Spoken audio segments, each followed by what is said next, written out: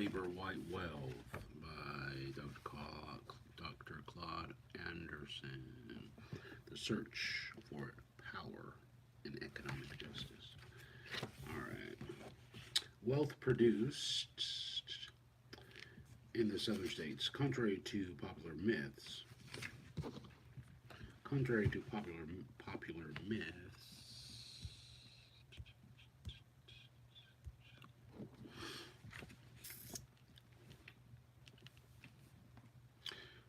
prior to the Civil War, the South was not poverty stricken, but held the greatest concentration of per capita wealth in the nation.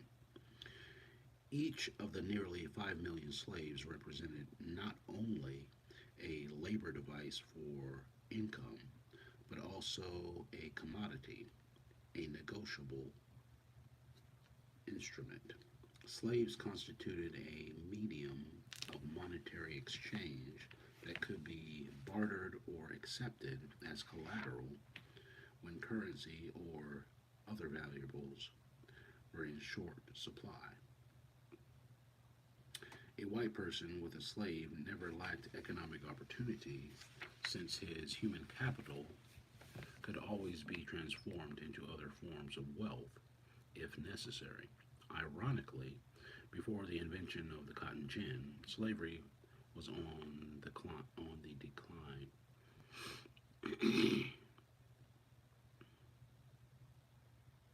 The value of slaves had dropped to an average of $400 to $500 for a prime field hand. At this low market value, some northern slaveholders were setting blacks free in an attempt to cut their losses.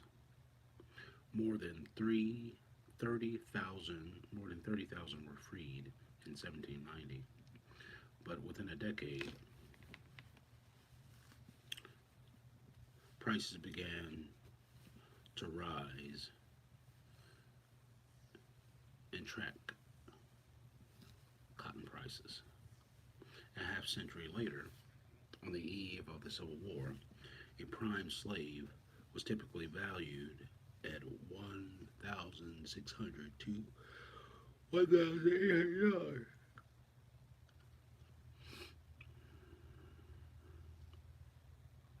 Land ownership, land ownership, whites' second greatest source of wealth, did not surpass slave ownership as the primary form of wealth accumulation until well after the Civil War.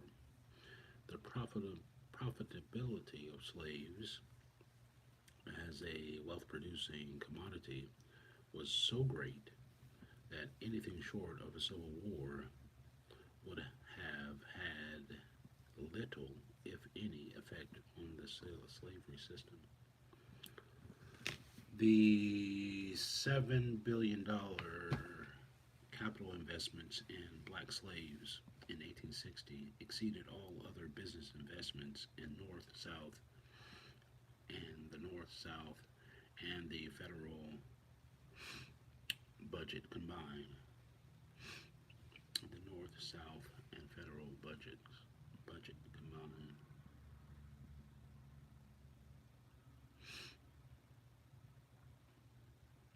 $7 billion capital investments in black slaves in 1860 exceeded all other business investments in the North, South, and the federal budget combined.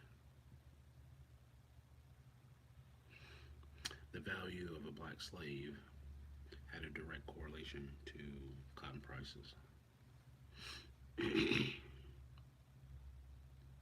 From year to year, the price of slaves went up or down. So did the price of cotton. Slaves' values dictated the market value of cotton, and cotton set the value of slaves.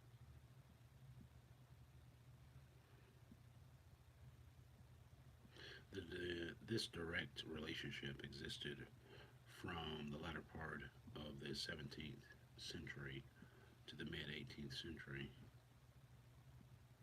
Furthermore, the prices and values varied very little from region to region within the country. Slaves were walking credit cards.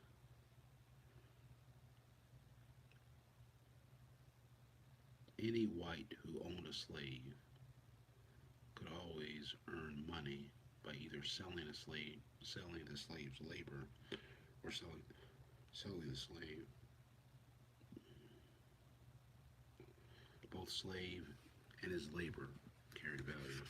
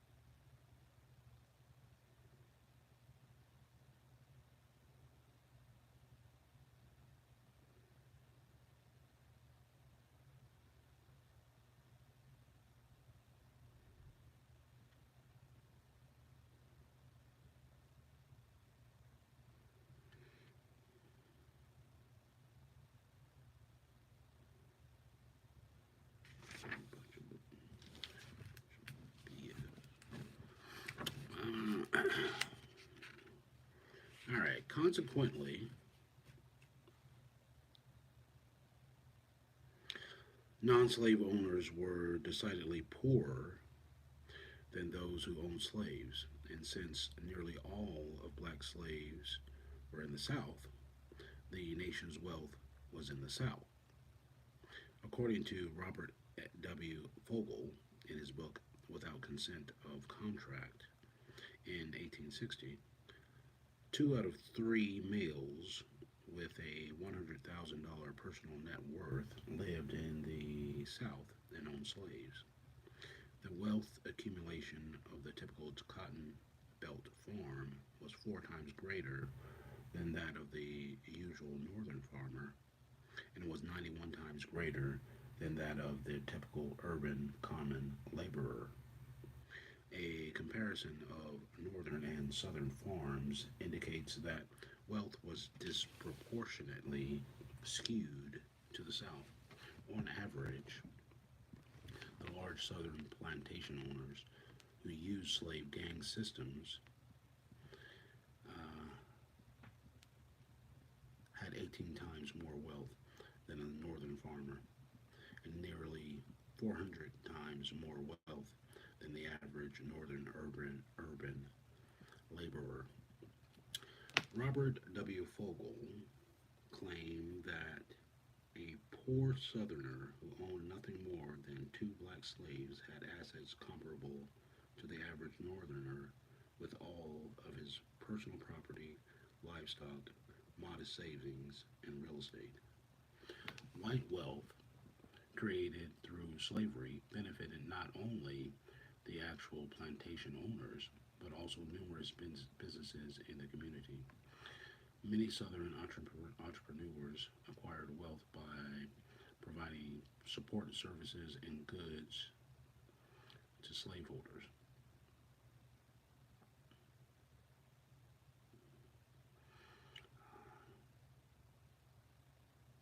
Many Southern entrepreneurs acquired wealth by providing support services and goods to slaveholders. Some Southern businesses could survive by providing services and goods ranging from household effects and farm tools to leather slave restraints sold exclusively to plantations. This demand was significant enough that nearly 20% of the manufacturing firms that serviced slave plantations were located in the South prior to the Civil War. Farms and small town businesses sustained themselves by buying and selling slave produced products. Businesses supporting plantations generated massive amounts of capital, which was circulated throughout the communities. The multiplying effect helped establish and sustain southern seaport towns like Charleston, Savannah, Norfolk, and New Orleans.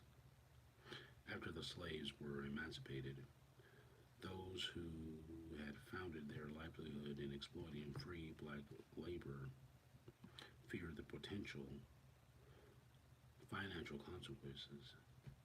Former Former plantation owners, merchants, bankers, shippers, clerks, and, in fact, the entire southern community had a vested financial interest in maintaining a large and cheap supply of labor. Reconstruction failed to provide the former slaves with any measurable economic start. The denial of 40 acres and a mule ensured that these former slaves were never would never comprise a part of the American ownership class. Moreover, the larger white communities restricted blacks from producing and marketing products that competed with white businessmen or farmers. Cultural customs and laws forced the newly emancipated blacks to conform to the historical image of blacks as common laborers. Although blacks were skilled and well experienced agricultural planters and livestock breeders,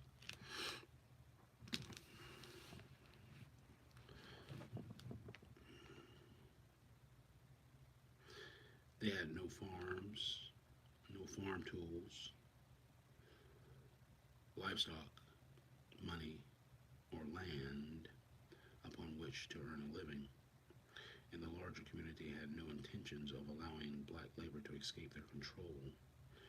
Most blacks in desperation were compelled by white hostility to return to the plantations, either for pitiful wages or as sharecroppers, where they soon bound to the master's land, where they were soon bound to the master's land almost as firmly as they had been in bondage, said historian Norman Hodges. The northern states also thrived off of black labor. As in the South, the northern economy also thrived off of the labor of black people through profits from businesses connected to the slavery industry.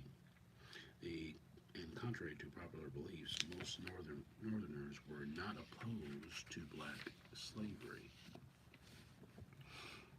A few abolitionists opposed slavery on moral grounds, but the greater preponderance of Northerners directly, if not indirectly, supported slavery by enjoying the fruits of it, by eating the food, wearing the cotton, and drinking the rum that black labor produced. In New England, the home of the Quakers and anti-slavery forces, had 3 times as many textile mills as the entire South. These mills manufactured, processed, retailed, and generally thrived off of slavery-produced cotton. The first cotton mill in the U.S. was built at Beverly, Massachusetts, around 1808. In 1817, slaves were annually producing more than 126 million pounds of cotton that had a value of approximately $15 million for processing in northern textile mills alone. Numerous historians, including Stanley Liebergott, E.N. Eliot, and Robert Fogel, documented the high productivity of slaves and the products and wealth they produced for northern as well as southern businesses. By 1850, more than 1,000 cotton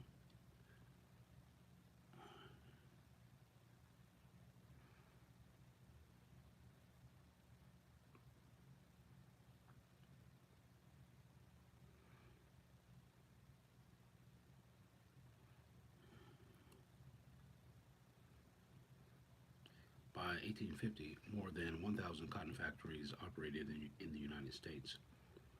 Northern mills processed one quarter of all slave produced cotton. This cotton provided clothes, fabric, jobs, income, wealth, taxes, and other benefits to populations throughout the North. So while Northern anti-slavery forces opposed slavery on moral grounds, it was apparent from the kinds of businesses that were supporting the Northern economy that nearly every Northerner benefited from slavery. Blacks Black slaves produced the raw products for the markets, and in turn were a market for the finished products. Black slaves produced the raw products for the markets, and in turn were a market for the finished products. The textile and leather industries tailored a major portion of their consumer items towards a captured market, the slavery institution. New England textile mills used only strand cotton to make fine fabrics for whites, while the short strand cotton was used to produce the cheapest and coarsest cloth for blacks.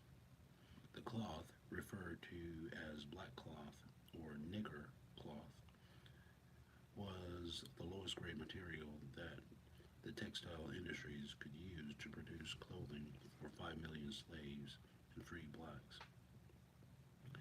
The shoe industry was equally discriminating in its quality.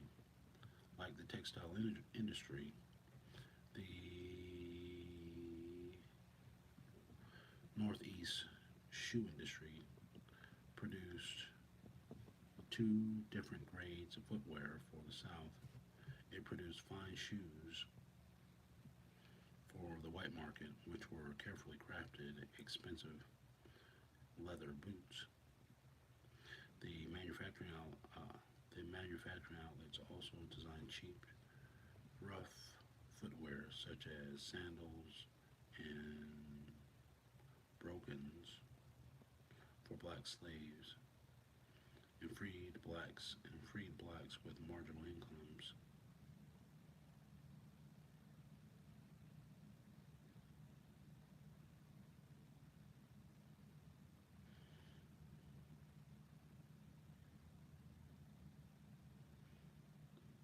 With marginal and freed blacks with marginal incomes.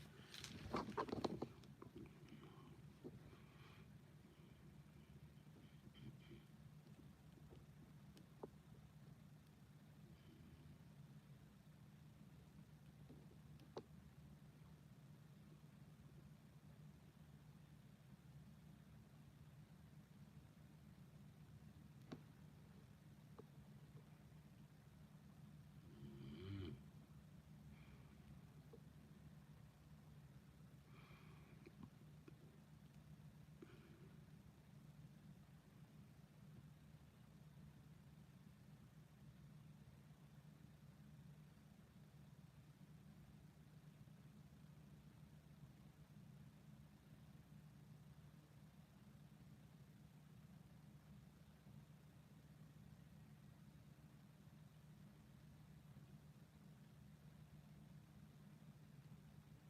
Brogan.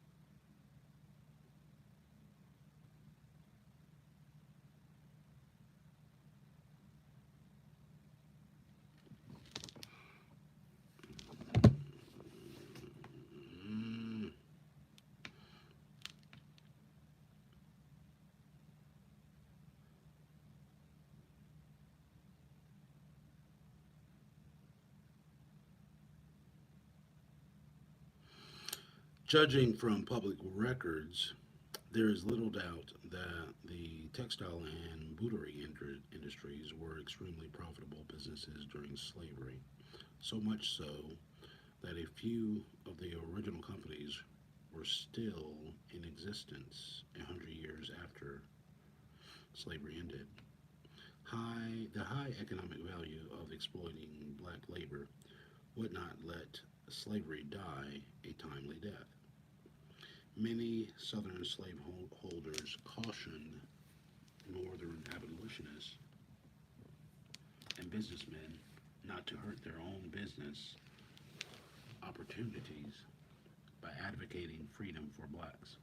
For example, in 1787, John Rutledge of South Carolina argued that it was counterproductive for the northern states to oppose slavery because they would benefit by transporting the products of slave labor because they would benefit by transporting the products of slave labor.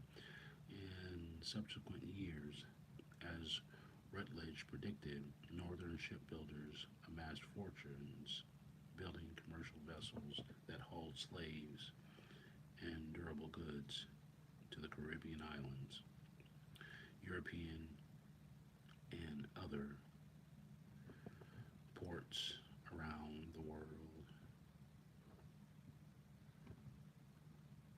European, Caribbean islands, European, and other ports around the world. Nearly a third of England's well known maritime fleet was constructed by these northern shipbuilders. But the industry's benefit did not end there. Major insurance and bonding companies also developed around the shipping industry.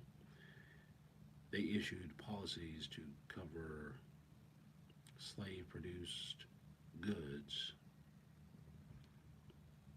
from most major ports. At the behest of industrialists and shipbuilders, northern states invested in the construction of water canals and railroads to speed slave produced products across the nation. Though the North pretended opposition to the roots of slavery, the North drew its very existence from the South and its peculiar institution.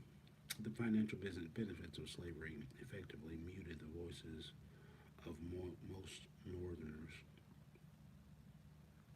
when forced to make a choice between making wealth and making policies to free 5 million lowly black slaves.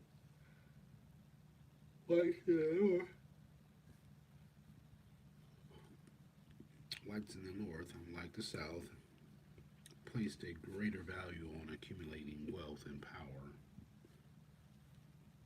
of those who sympathized with black slaves.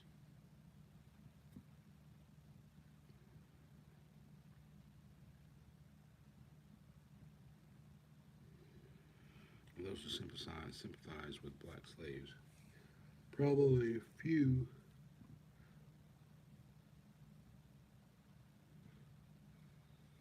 associated with the price of black suffering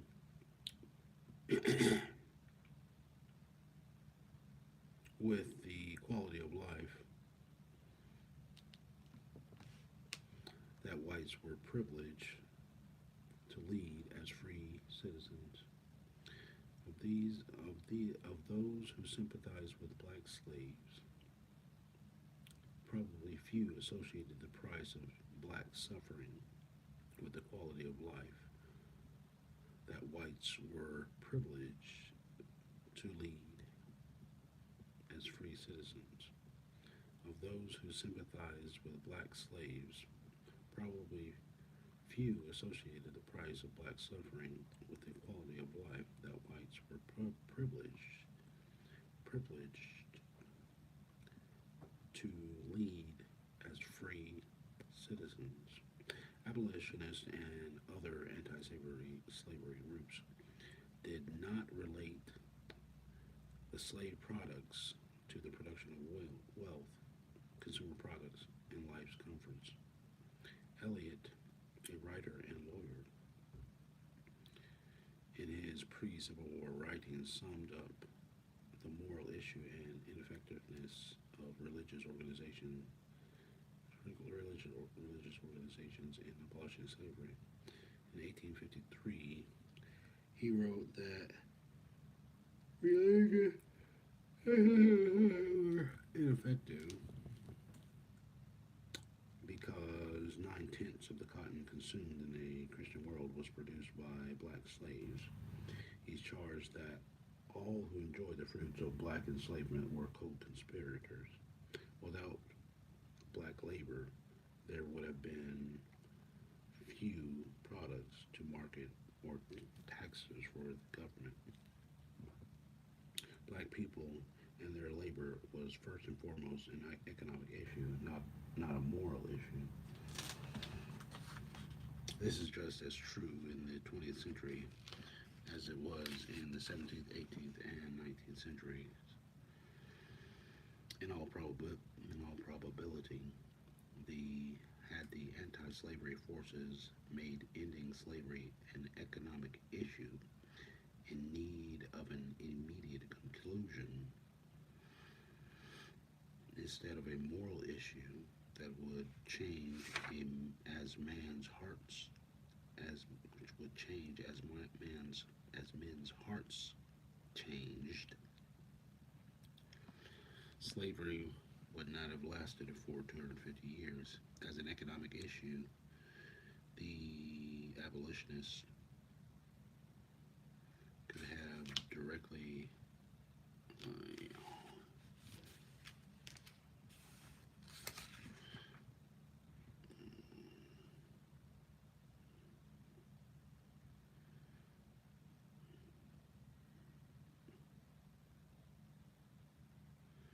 as an economic issue, the abolitionists could have directly embargoed or boycotted products produced by slave labor, just as the colonists had boycotted products from England in order to get their own freedom during the Revolutionary War.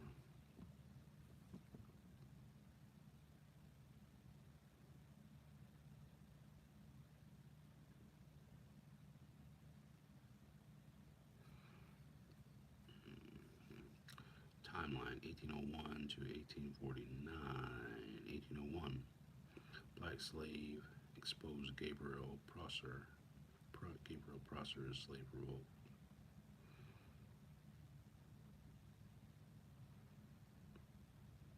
Cotton gin industrialized slavery. Haitian slaves defeat French army. 1803, U.S. acquired Louisiana Territory. 1808, slave trading outlawed.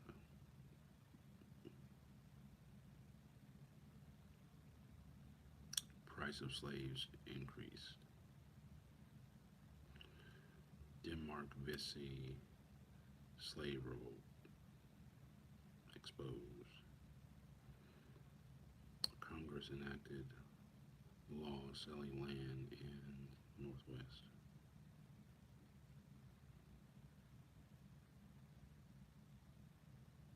1830, exploitation of black art forms began. 1830. Congress passes preemption law granting squatters' rights. 1843. Congress 1843. Preemption law granting squatters' rights. California's gold rush began. 1849.